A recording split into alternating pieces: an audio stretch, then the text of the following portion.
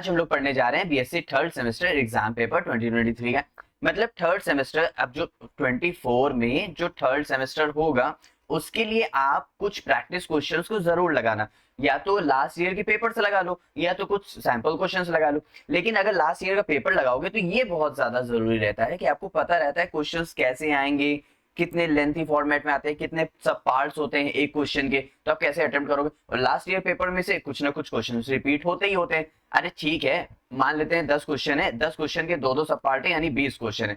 आप 20 क्वेश्चन पढ़ गए, 20 क्वेश्चन में से ज्यादा नहीं आपके 4 ही फंस गए तो ये भी अच्छी बात है, यानी 4 फंस गए, 5-5 मार्क्स के ही फंस गए, तब भी 20 मार्क्स तो आपके आ गए ना, बिना मतलब पूरा साल पढ़े। तो ये तो बहुत अच्छी बात है। चलो बिना कुछ टाइम वेस्ट स्टार्ट करते हैं। तो मेरा नाम है Pratyush Srivastava and this is our amazing channel cracking BSc के। क्वेश्चन नंबर 2 देखते हैं। अगर आप लोग ने इसका फर्स्ट पार्ट नहीं देखा है तो जाओ जल्दी से देख के ऊपर टाइप करो एग्जाम पैटर्न या फिर क्या कहते हैं BSc chemistry third semester by cracking BSc chem. Question number 2 के एक ही बात करते हैं, derive an expression of EMF of concentration cell with transport. अब यहाँ पे हमें देखो, यहाँ पे थोड़ा सा बात समझना। मेरे पास ये 2 सेल है, ठीक है, इसमें मैंने एक सॉल्ट ब्रिज लगा रखा है और 2 रॉड से इसको किसी वायर से कनेक्ट कर रखा है, ठीक है। तो ये जो हमारे पास सेल था सॉल्ट ब्रिज से कनेक्टिव था और ये 2 मेटल रॉड से कनेक्टिव और ये एक वायर से कनेक्टिव है और इसके अंदर कुछ ना कुछ इलेक्ट्रोलाइट सॉल्यूशन पड़ा हुआ है, ठीक है। तो ये क्या था? ये था विदाउट ट्रांसफरेंस। क्या था? Without transference. अच्छा यहां तक ठीक है, लेकिन हमें बताना है यहाँ पे विद ट्रांसपोर्ट यानी विद ट्रांसफरेंस बताना है। इसका मतलब यहां से बस खाली बच्चों क्या होता है, ये सॉल्ट ब्रिज हट जाता है, ठीक है। उसके बाद क्या होता है, यहां से ये एक और कंटेनर हट जाता है। इसका मतलब बस एक कंटेनर रहता है, उसमें खाली एक मेम्ब्रेन लगी रहती है। अच्छा सबने पढ़ा हुआ ना एसपीएम सेमी परमेबल मेम्ब्रेन, तो एक अच्छी सी सस्ती मेम्ब्रेन नहीं, अच्छी सी मेम्ब्रेन लगी रहती है। उसमें से क्या होता है, आयंस पास आउट होते, एक आयन इधर जाता है एक आयन इधर जाता है। देखो ध्यान से समझना, अगर समझ लोगे, क्योंकि इसको रट तो पाओगे नहीं, अब अगर इसको समझ लोगे बहुत आसानी से कर लोगे। और यहाँ पे 2 गैस ट्यूब्स लगी रहती हैं जिसमें से हाइड्रोजन गैस का पास आउट हो रहा होता है। अगर हाइड्रोजन गैस है यानी यहाँ पे जो कंसंट्रेशन रहता है वो भी HCl यानी H+ ही रहता है, ठीक है। देखो 1 इलेक्ट्रॉन पास आउट कंसंट्रेशन लेना तो वो ज्यादा बेनिफिशियल रहता है, वो इजी रहता है करने में, ठीक है। बस यही है पूरा एकदम प्रोसेस। अब क्योंकि सिर्फ एक सस्ती सी मेम्ब्रेन लगी है, बीच में कोई भी सॉल्ट ब्रिज नहीं लगा है, तो यहां से ट्रांसफरेंस हो गई आयंस का, यहाँ पे आयंस का कोई मूव आउट नहीं हो रहा था, यहाँ पे होगा। तो अब ये बात ध्यान से समझना। चलो जल्दी से इसको पूरा एकदम देख लेते हैं हम लोग जल्दी से। तो इसका आंसर में देख लेते हैं क्या कह रहा है। कंसीडर अ कंसंट्रेशन सेल, ठीक है, हमने कंसंट्रेशन सेल लिया बाय फॉर्मिंग 2 हाइड्रोजन गैस। ये देखो 2 हाइड्रोजन गैस ट्यूब्स हैं, electrodes in contact with HCl solution, यहाँ पे HCl सॉल्यूशन है, यहाँ पे HCl सॉल्यूशन है। Different of concentration of 2 solution are in direct contact, मतलब यहाँ पे कंसंट्रेशन डिफरेंट है, एक का कंसंट्रेशन C1 है, एक का कंसंट्रेशन C2 है, Cl2 नहीं C2 है, ठीक है। इन direct contact with each other, ठीक है, यहां तक हमें समझ आ गया। अब यहाँ पे एक बात ध्यान दो, देखो पहली जो रॉड होती है वो हमारी एनोड की होती है यानी पॉजिटिव की होती है, ठीक है। दूसरी रॉड होती है कैथोड की, नेगेटिव की होती है, ठीक है। अच्छा एनोड पे क्या होता है, इलेक्ट्रॉन का लॉस होता है। इसका मतलब जो हाइड्रोजन है, अच्छा हम 1 electron charge on 1 mole of electron की बात कर रहे हैं, यानी यहाँ पे हम लोग 1 फराडे की बात कर रहे हैं। अगर हम लोग चार्ज की बात करें तो यहाँ पे सिर्फ एक इलेक्ट्रॉन का पास आउट हो रहा है, क्योंकि HCl सिर्फ ब्रेक होगा H+ में, मतलब एक इलेक्ट्रॉन रिलीज करेगा, ठीक है। तो एक इलेक्ट्रॉन पास आउट हो रहा है। इसका मतलब ये एनोड जो है वो एक इलेक्ट्रॉन, इसलिए मैंने हाफ H2O लिया बैलेंसिंग रिएक्शन के लिए। अब यहाँ पे H+ है, एक इलेक्ट्रॉन निकल गया, यानी इलेक्ट्रॉन लॉस हुआ ना, इलेक्ट्रॉन लॉस हुआ यानी H+ हो गया। इसका मतलब एनोड साइड जो है वो H+ की कंसंट्रेशन बढ़ती जा रही है, यहाँ पे ध्यान दो, ठीक। अच्छा कैथोड साइड क्या होगा, जो H+ है, जो इलेक्ट्रॉन ये लॉस कर रहा है वही इलेक्ट्रॉन ये H+ गेन करता जाएगा, मतलब C2 कंसंट्रेशन में वही इलेक्ट्रॉन ये गेन करता जाएगा। तो इलेक्ट्रॉन के साथ साथ ये हाफ H2O यानी कैथोड यानी ऊपर जो H2 गैस निकल रही है ये उसमें कन्वर्ट होता जाएगा। अब एक बात बताओ, सारे H+ तो यहां से चले जा रहे हैं H2 में, सारे H+ चले जा रहे हैं यहां से H2 में, तो यहाँ पे बचेगा क्या कंसंट्रेशन जो हमारे पास है उसमें क्या बचेगा, उसमें सिर्फ Cl- Cl- Cl- Cl- Cl- Cl- बचेगा। अच्छा यहाँ तक क्लियर हो गया। अब एक बार बताओ, हमने जो एक मेम्ब्रेन लगा रखी है उसमें से हम बता रहे आयंस का पास आउट होगा यानी ट्रांसफरेंस होगा, तो H प्लस इधर भागेगा, Cl माइनस इधर भागेगा। अच्छा ये जा क्यों रहे, रुक क्यों नहीं रहे, वो इसलिए नहीं रुक रहे बच्चों क्योंकि यहाँ पे ट्रांसपोर्ट नंबर वेरी कर रहा है। अभी बात करेंगे, देखो ट्रांसपोर्ट नंबर क्या होता है बात करेंगे। ट्रांसपोर्ट नंबर हमारा जो उसके पास जो चार्ज होता है वो दूसरे चार्ज की तरफ यानी मोर चार्ज की तरफ वो अट्रैक्ट होता है। तो यहाँ से H प्लस जो है वो जाहिर सी बात है Cl माइनस की तरफ भागेगा, और जो Cl माइनस है वो H प्लस की तरफ भागेगा। ठीक है, यहाँ पे H प्लस की कंसंट्रेशन कम है तो वो इधर भागेगा, यहाँ पे Cl माइनस की कंसंट्रेशन कम है तो वो उधर भागेगा। तो यहाँ पे आयंस का ही पास आउट हो रहा है, तो इसी को हम लोग बोल रहे हैं विट ट्रांसफरेंस। यहाँ तक समझ आए। अब बात है कि अब हम लोग थोड़ा सा उसको डेरिवेशन फॉर्म में थोड़ा सा लिखेंगे कैसे, तो आप लोग यहाँ से ये जो पूरा डायग्राम है ना, ये इसी को थ्योरी फॉर्म में लिखा गया, तो आप लोग इसको नोट कर लेना। इस तरह एनोड कैथोड की रिएक्शंस नोट कर लेना। अब बात करते हैं ट्रांसपोर्ट नंबर। जैसे मैंने आप लोग को बताया, during electrolysis the current carried by the anions and the cations, मतलब यहाँ पे कहने का मतलब जो भी हम चार्ज की बात करें, कितने नंबर ऑफ कैटायंस है कितने नंबर ऑफ एनायंस है, हम उसकी बात करते हैं ट्रांसपोर्ट नंबर में। ठीक है, तो कैटायन को हम लोग डिनोट करते हैं T प्लस से, एनायन को डिनोट करते हैं T माइनस से। अब इनका एक रिलेशन है, जैसे नहीं मोल फ्रैक्शन में हमारे पास था Xi A plus Xi B is equal to 1, वैसे यहाँ पे भी है T plus plus T minus is equal to 1।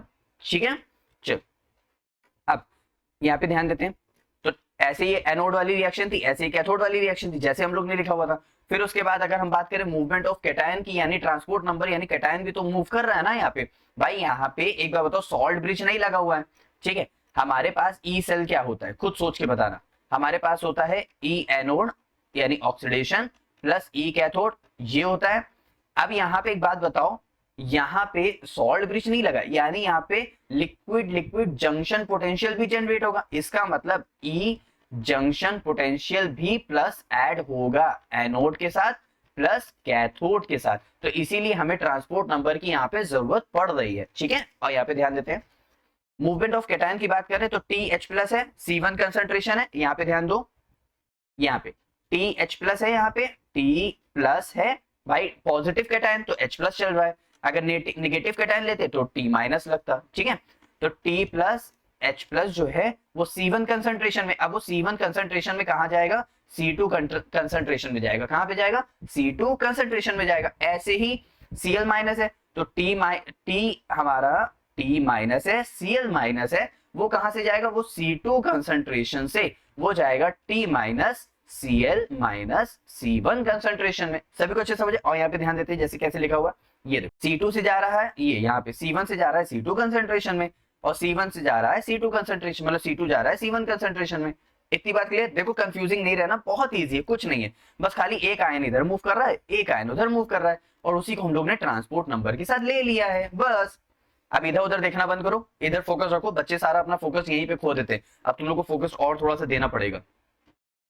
अब यहाँ पे क्या किया हमने, पूरी एक नेट सेल रिएक्शन लिख दी, जैसे नहीं एनोड प्लस कैथोड करके ऐड करके लिख देते, वैसे ही लिख देंगे। और जल्दी से यहाँ पे देख ले, यहाँ पे ध्यान दो, देखो कुछ कट रहा है, हाँ यहाँ पे देखो मैंने काट रखा है, ये H प्लस है ना, हाँ। तो यहाँ पे H2 है, ये कट गया, देखो ये सेम था, ये कट गया, इलेक्ट्रॉन इलेक्ट्रॉन का कैंसिल आउट हो गया। ठीक है, देखो क्या बचा होगा, H plus C2 concentration, T H plus C1 concentration, और यहाँ पे T माइनस Cl2 का C2 कंसंट्रेशन। ठीक है, अब यहाँ पे क्या बच रहा था, ऊपर देखो ऊपर क्या बच रहा होगा, यहाँ पे बच रहा है H plus C1 concentration, T plus H plus C2 concentration, T minus Cl minus C1 concentration. बस कुछ नहीं करना, इधर का ऐड करके एरो किधर लिख दो, इधर का ऐड करके एरो किधर लिख दो, बस। तो देख लो H प्लस का C2 concentration, T plus H plus का C1, फिर इसका ये, और फिर वैसे ही ऐड करके इसको भी लिख दिया गया है। दोनों के एरो के साइड इधर ऐड करके लिख दिया, इधर ऐड करके लिख दिया, बस। अब आगे क्या करना है, अब मैंने क्या किया है, सारे C2 कंसंट्रेशन, देखो ध्यान सुना, C2 कंसंट्रेशन एक तरफ, C1 कंसंट्रेशन एक तरफ, C2 concentration one side, C1 concentration one side. तो ये रहा C2 कंसंट्रेशन, देखो C2 कंसंट्रेशन एक ये था, इसको एज इट इज लिख दिया। ठीक है, अब देखो C2 कंसंट्रेशन, अच्छा ये है T माइनस Cl माइनस, तो देखो T माइनस Cl माइनस। ठीक है, अब देखो एरो के इधर side T plus H plus वाला था, T प्लस H प्लस वाला था, तो मतलब क्या किया, सारे C2 कंसंट्रेशन एक साइड ले लिया। अब इधर ये प्लस में था ना, तो इधर जाएगा तो माइनस में हो जाएगा, देखो यहाँ पे माइनस में हो गया। ठीक है, अब यहाँ पे क्या है, एरो के साथ देखते हैं, यहाँ पे H प्लस 1 मतलब C1 कंसंट्रेशन एक साइड कर लेना है। अब C1 कंसंट्रेशन देखो कहाँ कहाँ पे, देखो ये पहले क्या था, ये H+C1 कंसंट्रेशन था, ये H+C1 कंसंट्रेशन, ठीक है। फिर यहाँ पे क्या, T minus Cl minus C1 concentration, T minus Cl minus C1 concentration. अब ये उठ के इधर आ जाएगा, तो प्लस में था तो इधर आकर के माइनस में आ जाएगा, तो इधर देखो ये माइनस में आ गया। बस, कुछ भी टफ था नहीं था ना। अब देखते हैं आगे। देखो हमें जब भी कोई चीज डिराइव करनी होती है ना, तो कुछ ना कुछ करके हमें लेके ही आना होता है। देखो मैं सब कुछ तुम्हारे ही रिस्पेक्ट में बता रहा हूँ, मतलब ऐसा नहीं बता रहा हूँ टीचर के जरिए कि ऐसे पढ़ लो वैसे पढ़ लो, सब कुछ मैं तुम्हारे फेस टू फेस में बता रहा हूँ। अब यहाँ पे ध्यान दो, क्या यहाँ पे कुछ कॉमन निकल रहा है इस लाइन में? यहाँ पे देखो H+C2 concentration, H+C2 concentration common हो रही है, तो यहाँ पे अगर H+C2 कंसंट्रेशन निकल जाएगा तो 1 हो जाएगा, और यहाँ पे माइनस का T प्लस बचेगा, तो यहाँ पे ध्यान दो 1 माइनस T प्लस हो गया, है ना, और H+C2 कंसंट्रेशन कॉमन हो गया, और ये जो एज इट इज था ये देखो एज इट इज रख दिया गया, ठीक है। फिर उसके बाद यहाँ पे ध्यान दो कुछ कॉमन निकल रहा है, यहाँ पे देखो क्या कॉमन निकल रहा है, हाँ यहाँ पे कॉमन निकल रहा है H+C1 कंसंट्रेशन, जैसे ये कॉमन निकल रहा था, तो H+C1 कंसंट्रेशन, H+C1 कंसंट्रेशन, तो बचेगा 1 माइनस T प्लस बचेगा, तो देखो 1 माइनस T प्लस हो गया। अब यहाँ पे ध्यान दो, जब हम लोग ने सब कॉमन ले लिया तो हम लोग को पता है अच्छा T plus plus T minus is equal to 1 होता है, तो हम यहाँ पे ध्यान दो कैसे इसको लिख सकते हैं, यहाँ पे क्या है 1 प्लस 1 माइनस T प्लस, यानी ये T माइनस होगा, तो देखो यहाँ पे T माइनस लिख दिया गया है उसकी जगह H+C2 कंसंट्रेशन। फिर यहाँ पे ध्यान दो 1 प्लस T प्लस है, तो यहाँ पे उसकी जगह फिर देखो T माइनस लिख दिया गया है, फिर देखो उसकी जगह लिख दिया गया, तो समझ आ रहा है ना। अब यहाँ पे ध्यान दो T plus H+C2, T minus Cl minus C2, इसका मतलब मैं इसको क्या लिख सकता हूँ, T माइनस HCl की कंसंट्रेशन, है ना। और यहाँ पे ध्यान दो C1 कंसंट्रेशन और H+H+, यहाँ पे मैं क्या लिख सकता हूँ, T माइनस HCl की कंसंट्रेशन। सभी को अच्छे समझ आ रहा है, तो ये बस वही चीज है, जैसे यहाँ पे ध्यान दो C2 concentration HCl, C1 concentration HCl, बस। अब यहां तक तो हम लोग ने इसको पूरे अच्छे से डिराइव कर लिया। अब आगे क्या करेंगे, अब हम लोग को एक जो नर्नेस्ट इक्वेशन है उसकी इक्वेशन पता है। नर्नेस्ट इक्वेशन क्या होती है, E cell is equal to E naught cell minus का RT अपॉन में NF लॉग और प्रोडक्ट अपॉन में रिएक्टेंट। भाई यही है ना, शायद तुम लोग को दिख रहा होगा यार एकदम क्लियर, हाँ यार मैं एकदम अलग वैसे। तो E cell is equal to 0 minus RT upon F log. अब यहाँ पे ध्यान दो प्रोडक्ट अपॉन रिएक्टेंट लिखना है ना, तो ये रहा हमारा रिएक्टेंट, हाँ, और ये रहा हमारा प्रोडक्ट। तो रिएक्टेंट अपॉन, देखो यहाँ पे क्या है ध्यान से देखना, प्रोडक्ट अपॉन रिएक्टेंट लिखना है, तो ये रहा हमारा प्रोडक्ट, कहाँ है हमारे पास, ये रहा हमारे पास प्रोडक्ट, है ना। तो प्रोडक्ट क्या दे रखा है, C1 plus C2, C1 plus C2। लेकिन एक बात ध्यान दो, जब ये चीज ऊपर आएगी तो माइनस में चली जाएगी, वो चीज नीचे आएगी तो माइनस में हो जाएगी, ठीक है, क्योंकि हम लोग दोनों अलग अलग लिख रहे हैं। तो C1 है, C1 की कंसंट्रेशन, और T क्या है, T माइनस है, T माइनस हो गया। फिर C1 की कंसंट्रेशन T माइनस है, T माइनस हो गया, अपॉन में यहाँ पे ध्यान दो C2 कंसंट्रेशन T माइनस है, ठीक है, T माइनस, फिर C2 कंसंट्रेशन T माइनस है, T माइनस। अब HCl क्यों नहीं लिया, क्योंकि HCl दोनों कंसंट्रेशन में 1 है, इसीलिए हमारा E नॉट सेल भी 0 हो गया है। और यहाँ पे N क्यों नहीं लिया है, क्योंकि यहाँ पे N factor number of electrons भी 1 है, तो यहाँ पे 1 नहीं लिया गया है, 0 मतलब खाली डायरेक्ट N नहीं लिया गया, डायरेक्ट 1 लिख दिया गया, ठीक है। यहाँ तक सभी को आई होप समझ आ गया होगा। अब जब बेस सेम होती है तो पावर ऐड हो जाती है, तो 2T1 हो गया, 2T1 हो गया, ठीक है। अब 2T1 माइनस का ध्यान रखना। अब क्या करते हैं, मैं क्या कर रहा हूँ ध्यान रखना, C1 C2 कंसंट्रेशन को एक ले रहा हूँ और 2T को मैं आगे ले रहा हूँ। तो यहाँ पे देखो ध्यान दो, मैंने माइनस का, यहाँ पे माइनस है ना, तो माइनस को मैंने 2T आगे ले लिया, लेकिन 2T माइनस चलेगा क्योंकि इसके साथ 2T माइनस है, तो 2T माइनस हो गया। अब ध्यान रखना ट्रांसपोर्ट नंबर ऑफ, यहाँ पे एनायन चल रहा है, कैटायन नहीं है यहाँ पे, तो बाकी जैसी पूरी इक्वेशन थी वैसी पूरी इक्वेशन बन गई है। सभी कुछ समझ आए, थोड़ा सा कॉम्प्लिकेटेड है मैं मानता हूं, लेकिन है बहुत इजी, बस आप लोग स्टेप वाइज में करते जाओगे तो आप लोग को अपने आप समझ आता जाएगा। अच्छा इसके बाद ये होना, इसके बाद ये होना, इसके बाद ये होना, आप रुकोगे, आप लोग खुद नहीं रुकोगे, आप लोग अपने आप खुद करते चले जाओगे। लेकिन अगर आप लोग को स्टार्टिंग स्टेप नहीं याद होगा तो बहुत दिक्कत होने वाली है, क्लियर। चलो अब बात कर लेते हैं क्वेश्चन नंबर 2 के बी की। क्वेश्चन नंबर 2 के ए की बात कर लिया ना, क्वेश्चन नंबर 2 के बी की बात कर लेते हैं जल्दी से। क्वेश्चन नंबर 2 के बी में क्या कह रहा है, show that the hydrolytic constant, मतलब Kw की बात कर रहा है बच्चों, वो कह रहा है of a salt of weak acid and strong base, ठीक है, वीक एसिड और स्ट्रॉन्ग बेस की बात कर रहा है, is inversely related to the dissociation constant of weak acid, ठीक है। और यहाँ पे मैं आप लोग को पूरा समझाता हूँ। पहले क्या करना है, पहले हम लोग को एक पूरी रिएक्शन लेनी है। हम लोग ने मान लो ये वीक बेस और वीक एसिड पे ले रखा है, आप लोग किसी पे भी स्ट्रॉन्ग बेस वीक एसिड किसी पे भी ले सकते हो, कोई इशू नहीं है। यहाँ पे स्ट्रॉन्ग बेस तो NaOH कर लेना यार, इसमें भी कोई दिक्कत की बात नहीं है, मैं फिर कह रहा हूँ, इससे इजी समझ आता है तो इसलिए मैंने इसको उठाया हुआ है। तो NH4OH ये कैसे ब्रेक होगा, जाहिर सी बात है ना, इसका पॉजिटिव NH4 प्लस, इसका नेगेटिव, इसका नेगेटिव, इसका पॉजिटिव, तो यहाँ से NH4 यहां से क्या बन जाएगा, और यहां से OH वाटर निकल जाएगा और NH4 प्लस और CO बन जाएगा। तो देख लो NH4 प्लस और CH3CO माइनस, और यहां से वाटर बन गया, ठीक है। लेकिन अगर ये वाटर में जाएंगे, वाटर के अंदर ब्रेक होंगे, तो वाटर के अंदर इसकी रिएक्शन जो होगी, इसमें मतलब NH4 प्लस भी पड़ा हुआ है, NH4 प्लस भी पड़ा हुआ है और CH3COO माइनस भी पड़ा हुआ है। तो ये वाटर में कैसे होंगे, तो ध्यान देना, वाटर के पास होता है H प्लस, इसके पास होता है OH माइनस, तो ये OH चला जाएगा, इसके पास निगेटिव NH4OH बन जाएगा, NH4OH बन गया, और H प्लस COH बन जाएगा, H प्लस CH3COH बन जाएगा, ठीक है। अब यहाँ पे अगर मैं इस पूरी रिएक्शन का KH लिखता हूं, हाइड्रोलिसिस कांस्टेंट लिखता हूं मैं यहाँ पे KH हाइड्रोलिसिस कांस्टेंट, तो यहाँ पे प्रोडक्ट अपॉन रिएक्टेंट, तो ये रहा प्रोडक्ट और ये रहा अपॉन रिएक्टेंट अपॉन रिएक्टेंट। अब यहाँ पे वाटर नहीं है, क्यों, क्योंकि वाटर हमारे इसकी क्वांटिटी, इसका कॉन्सेंट्रेशन क्या होता है, 1 होता है, इसलिए हम उसको नहीं लेते, इग्नोर कर दिया, अभी आखिरी में लेंगे। अब यहाँ पे क्या है, ये हमारी इक्वेशन हो गई थी 1, मान लेते हैं मेरी इक्वेशन क्या होगी 1 होगी, ठीक है। मैं यहाँ पे इसको ऐसे लिख देता हूँ, इक्वेशन नंबर 1। अब ठीक है, अब यहाँ पे क्या हुआ, NH4OH है, अच्छा ये रिवर्सिबल रिएक्शन है, ये रिवर्सिबल बनाओगे तब भी एग्जाम में मार्क्स नहीं काटेंगे। तो NH4OH कैसे ब्रेक होगा, NH4 plus OH minus, CH3COH भी पड़ा हुआ है, वो कैसे ब्रेक होगा, CH3CO माइनस H प्लस में ब्रेक हो जाएगा। सबकी कंसंट्रेशन, ये बेस है तो Kb हो गया, ये एसिड है तो ये Ka हो गया, product upon reactant, product upon reactant, product upon reactant. अब मैंने क्या किया, मल्टीप्लाई कर दिया तीनों इक्वेशन को, इक्वेशन 1, 2 एंड 3, मैंने क्या किया, तीनों इक्वेशन को मल्टीप्लाई कर दी। अब देखो क्या क्या कट रहा है, देखो कुछ कट रहा है, देखो NH4OH ऊपर है, यहाँ पे NH4OH नीचे मर गया, मैं इसको हटा देता हूँ, इस तरह इस तरह इस तरह, ठीक है। फिर देखो क्या है, CH3COH ऊपर है यहाँ पे, और यहाँ पे ध्यान दो CH3COH नीचे है तो ये मर गया, CH3CO माइनस नीचे है, ये ऊपर है तो ये मर गया। फिर उसके बाद NH4 प्लस ऊपर है, यहाँ पे NH4 प्लस नीचे, तो ये देखो मर गया, ये पूरे चारों चले गए, ये पूरा देखो बचा क्या फिर मेरे पास, यहाँ पे बचा सिर्फ और सिर्फ OH माइनस का कंसंट्रेशन और यहाँ पे H प्लस का कंसंट्रेशन। इसका मतलब जब मैंने तीनों को इक्वल किया तो मुझे वाटर कंसंट्रेशन यानी H प्लस और OH माइनस की कंसंट्रेशन के बराबर मिला, और ये वाटर का है तो ये KW हो गया, ठीक है।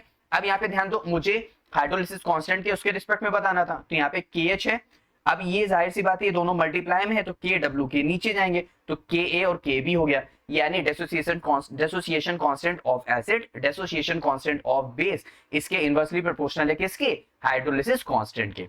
आई होप आप लोगों को पूरा अच्छे समझ आया होगा, ये पूरा डेरिवेशन के टाइप में था, लेकिन कुछ नहीं था, बस खाली Ka लिखना था, K भी लिखना था, ऊपर नीचे प्रोडक्ट अपॉन रिएक्टेंट करना था, मल्टीप्लाई करके इक्वेशन सामने थी आपके, क्लियर। अब ये थे हमारे क्वेश्चन नंबर 2 का A और B। अब आप लोगों का काम इतना है, इसको क्वेश्चन नंबर 1 का A B और क्वेश्चन नंबर 2 का A B, आप लोग को इसको बहुत अच्छे से लगाना है, अच्छे से प्रैक्टिस करनी है, क्योंकि एग्जाम बहुत नजदीक है, आप लोग बिल्कुल भी टाइम वेस्ट नहीं करो, क्लियर। अब बात करेंगे क्वेश्चन नंबर 3 की, क्लियर, नेक्स्ट वीडियो में। Bye bye.